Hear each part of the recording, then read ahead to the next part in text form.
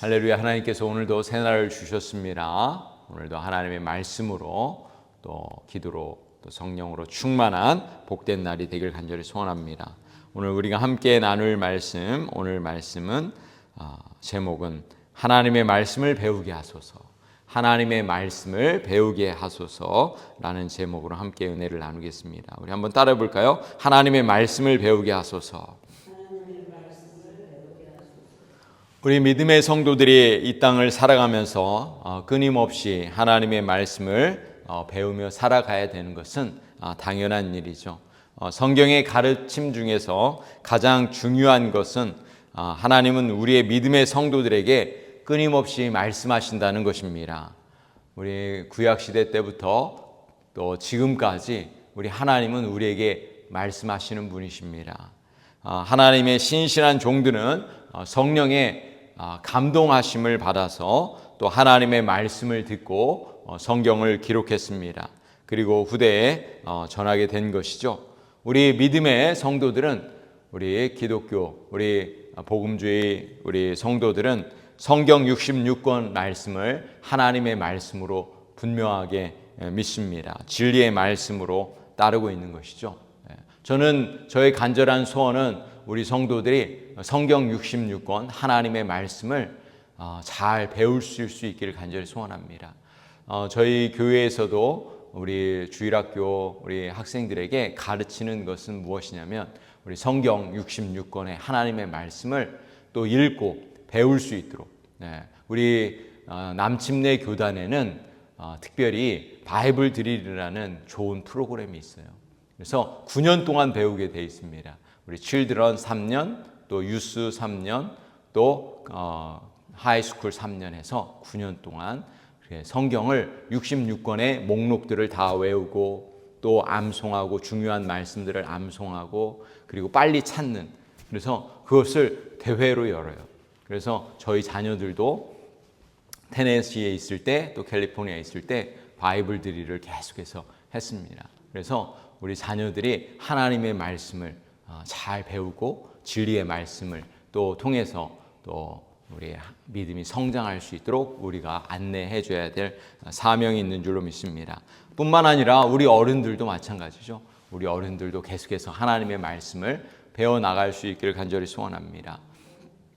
우리 어른들도 계속해서 성경 66권을 배워나가길 원합니다. 저는 우리 성도들에게 한 권씩 성경 66권, 구역에서도 우리가 말씀을 배우고 또 주일날, 또 주일 오후, 또 수요일, 금요일 계속해서 하나님의 말씀 한 권씩 이렇게 배워나가길 원합니다. 그래서 그렇게 배워나가면 언젠가는 성경 66권 전체를 우리는 알게 될 줄로 믿습니다. 오늘 말씀의 73절, 74절에 보시면 주의 손이 나를 만들고 세우셨사오니 내가 깨달아 주의 계명들을 배우게 하소서.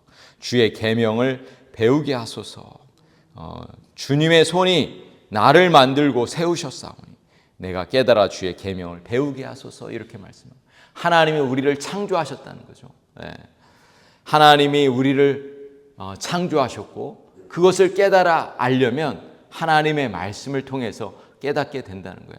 어떤 책들도 이 세상의 창조의 시작부터 우리가 죽음 후에 어떠한 곳으로 가는지, 영원한 생명을 얻는지에 대해서 어떤 책도 이야기하지 않습니다. 그러나 오직 성경만이 이 세상의 창조부터 시작해서 우리가 이 땅에서 어떻게 살아야 되는지, 우리의 가정에서 자녀들과 또 교회에서 어떻게 사람들과 관계를 갖고 어떻게 지혜롭게 살아야 되는지 성경은 아주 구체적으로 말씀해 주고 있는 것입니다. 그래서 우리는 하나님의 말씀을 배우고 깨달아야 하는 줄로 믿습니다. 하나님의 말씀을 읽다 보면 우리가 어떤 존재인지를 깨닫게 되는 것이죠. 우리 성경은 우리 하나님이 창조자가 되시고 우리는 하나님의 존귀한 자녀, 하나님의 백성임을 분명하게 말씀해 주고 있습니다. 하나님께서 사람을 그분의 형상에 따라 흙으로 만드시고 생기를 불어 넣으셨음을 우리는 성경을 통해서 알게 되었던 것이죠. 하나님의 창조와 또 그 지혜와 능력을 우리는 성경을 통해서 배우게 됩니다. 시인은 창조의 하나님을 발견했고 또 때로는 인생의 고난을 통해서 하나님의 성품을 발견하게 되었다고 고백합니다. 75절에서 77절 말씀해 보시면 여호와여 내가 알거니와 주의 심판은 의로우시고 주께서 나를 괴롭게 하심은 성실하심 때문이니이다. 구하오니 주의 종에게 하신 말씀대로 주의 인자하심이 나의 위안이 되게 하시며 주의 긍휼히 여기심이 내게 임하사 내가 살게 하소서. 주의 법은 나의 즐거움이니이다. 고난의 과정 가운데 시인은 하나님의 성품을 발견하고 있습니다. 75절에 보면 하나님이 어떤 분이신가요? 하나님은 의로우신 하나님, 하나님은 심판하시는 의로우신 하나님이시고 또 성실하신 하나님이시라고 고백하고 있습니다. 때로 인생 가운데 고난이 찾아올 때에도 우리 하나님은 의로우신 하나님 그리고 성실하신 하나님이시라는 것을 우리는 발견하게 된다는 거예요. 76절에도 보시면은 인자하신 하나님을 발견하게 됩니다. 그래서 인자하신 하나님, 사랑이 많으신 하나님. 그래서 우리는 사랑의 하나님을 통해서 위로를 받게 된다는 거예요. 77절에도 보시면은 주의 긍휼히 여기시는 하나님. 우리 하나님은 우리에게 자비와 긍휼을 베풀어 주시는 하나님이십니다. 그래서 우리는 연약할 때, 우리는 때로 실수할 때, 넘어질 때 우리는 겸손하게 하나님 앞에 나아가면 하나님은 우리에게 자비와 긍휼을 부어주시고 용서를 허락하시는 하나님이신 것을 우리는 성경을 통해서 배우게 된다는 것이죠. 시인이 그것을 깨달았다는 것입니다. 때로는 고난 속에서 또 어려움 가운데서도 우리 성도들이 굳건하게 믿음으로 승리하며 살아가는 이유는 바로 하나님의 그 성품, 공의롭고 의로우신 성품인 것을 우리는 깨닫게 됩니다. 78절에서 80절 보시면은 교만한 자들이 거짓으로 나를 엎드렸으니 그들이 수치를 당하게 하소서.